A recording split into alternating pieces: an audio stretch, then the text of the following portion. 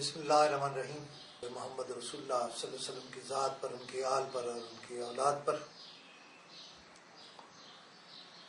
ناظرین، video column سے اتنے دن کی غیرحاضری پر معذرت، اور اس کی وجہ بنیادی یہ تھی کہ میں ملک میں نہیں تھا۔ میرے ایک صاحبزادے کی لندن میں لنکنز ان میں بار کی کال تھی۔ عمار بیرسٹر ہو چکا، لیکن جن دنوں میں برطانیہ میں تھا، میں نے ان دنوں برطانیہ کے میڈیا کے علاوہ بھارتی میڈیا کو بھی جیلم سے اغوا ہونے والے بچے ساحل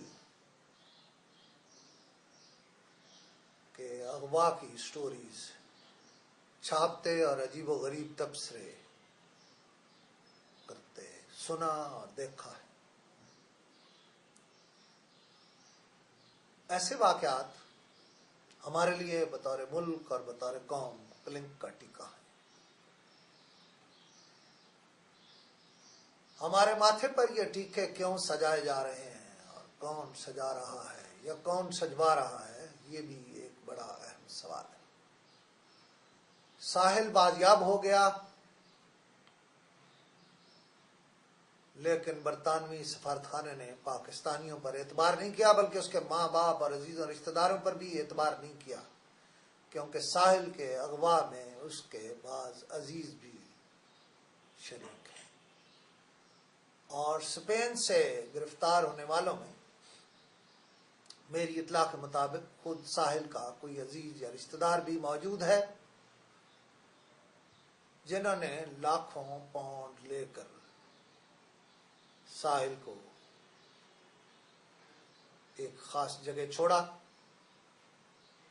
وہ اسپین میں کیسے گرفتار ہوئے، اس کی ویڈیوز بھی منظر عام پر آ چکی ہیں، لیکن آج یعنی 18 مارچ کو ساحل کا باپ صبح کی فلائٹ سے پاکستان پہنچا، لیکن پاکستان پہنچتے ہی وہ سیدھا برطانیہ کے سفارتخانے لے جایا گیا، جہاں اس کے ماں اور باپ بھی اس کے ساتھ تھے۔ یہ نہیں بتایا گیا کہ بچے کی ماں بھی ساتھ تھی یا نہیں تھی۔ بچہ اس کے حوالے کیا گیا، اور آج بچہ واپس چلا جائے گا۔ واپس یعنی برطانیہ چلا جائے گا، پاکستان میں نہیں روکا جائے گا، اور پہلی برطانیہ جانے والی فلائٹ اس کے لیے تیار ہے۔ اور آپ جب یہ کالم سن رہے ہوں گے یا دیکھ رہے ہوں گے، اس وقت بچہ برطانیہ کے لیے محو پرواز ہوگا۔ ناظرین، اس سارے منظر میں بہت سے سوالات ہیں، لیکن ایک سوال بڑا اہم ہے، اور وہ یہ کہ جب ساحل اغوا ہوتا ہے، ساحل کی ماں تو دھاڑے مار کے روتی ہے، لیکن ساحل کا باپ پرسکون رہتا ہے، اور پھر سکون کی حد سے آگے نکل کر وہ ملک سے ہی واپس چلا جاتا ہے۔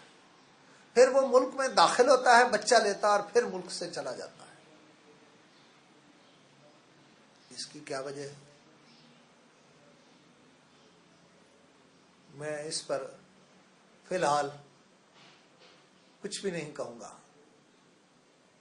لیکن جب میں برطانیہ میں تھا تو وہاں میں نے یہ کہا تھا کہ اس بچے کی بازیابی کے بعد بعض سوالات ایسے ہوں گے جن کے جواب آنا ضروری ہوں گے۔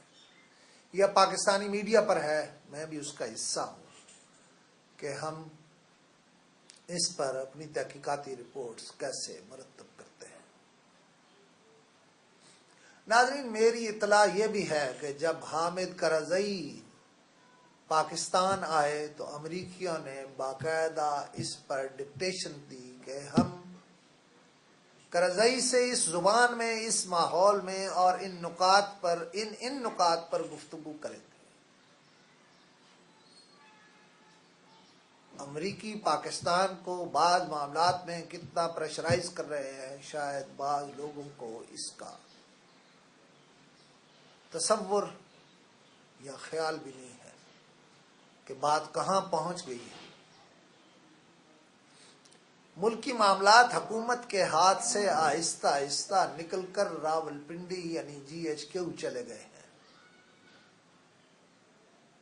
وزیر اعلیٰ پنجاب ملتے ہیں GHQ میں. میں ایسے کوئی برا نہیں سمجھتا. میں سمجھتا ہوں سارے صوبوں کے چیف منسٹرز کو چیف آف آرمی اسٹاف سے ملنا چاہیے. چیف آف آرمی اسٹاف اس ملک کا ہے، لیکن سیکٹریوں کی GHQ میں آمد جامد پر بہت سے سوالات ہیں. مثلا کل مجھ سے کسی نے سوال کیا کیا اقتدار راولپنڈی منتقل ہو گیا؟ لیکن میرا سوال یہ ہے کہ حکومت اتنی بے بس کیوں ہو گئی ہے؟ ملک کے ترقیاتی بجٹ کا ایک بہت بڑا حصہ ملتان اور لاڑکانہ پیکج پر خرچ ہو رہا ہے. کتنا پیسہ خرچ ہوا؟ کتنا ان دو پیکجز پر خرچ ہو رہا ہے؟ اور کتنا باقی پورے ملک کے لیے ہے؟ یہ ایک بہت بڑا اور بہت ہی اہم سوال ہے.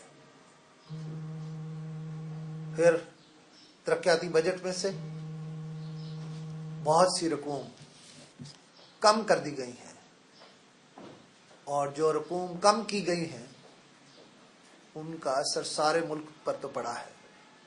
لیکن لاڑکانہ کے ارد گرد سے کسی بھی حلقے سے کوئی MNA اٹھتا ہے تو وہ کہتا ہے کہ میرے علاقے میں یہ پل بنے گا. وہ پل کئی ارب کا ہوتا ہے لیکن اسے بنانے کی منظوری دے دی جاتی ہے.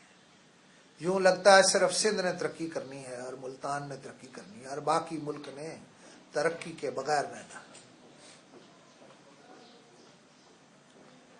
اس حوالے سے بھی بہت سے سوالات ہیں، لیکن بات کریں گے اس چھوٹے سے وقفے کے بعد. ناظرین، میں نے آپ سے کہا تھا کہ ہم ضلع ویلفیئر فنڈ سے کام کر رہے ہیں. ہم زکوٰۃ و صدقات ٹرسٹ کے ذریعے کام کر. ہمارے پاس کون لوگ آتے ہیں؟ ان لوگوں کے مسائل کیا ہیں؟ آج ہمارے پاس ایک بزرگ خاتون چکوال سے آئی ہیں.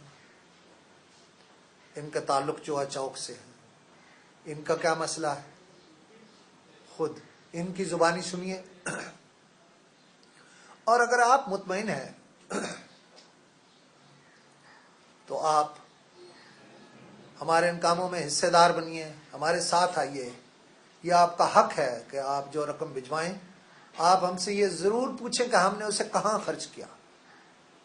یہ حق میں آپ کو دیتا ہوں، اس لیے کہ ویسے تو اس کام میں یہ ہے کہ آپ کو ہم پر یقین کرنا پڑے گا، اعتبار کرنا پڑے گا، اعتماد کرنا پڑے گا. لیکن اگر آپ اس کے لیے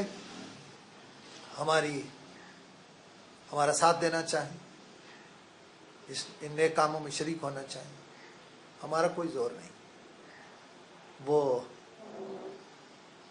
طریقہ یہ ہے کہ آپ ہمیں زکوٰۃ و صدقات ٹرسٹ کے نام، زکوٰۃ و صدقات ٹرسٹ کے نام چیک جو صرف اس اکاؤنٹ کے لیے ہو، یعنی کراس چیک ہو یا ڈرافٹ ہو، زکوٰۃ و صدقات ٹرسٹ کے نام اس پتے پر بھجوائیں. 126B I-92 انڈسٹریل ایریا اسلام آباد. میں ایک بار پھر پتہ دوہرا رہا ہوں. زکوٰۃ و صدقات trust 126B street number 15 I-92 industrial area اسلام آباد.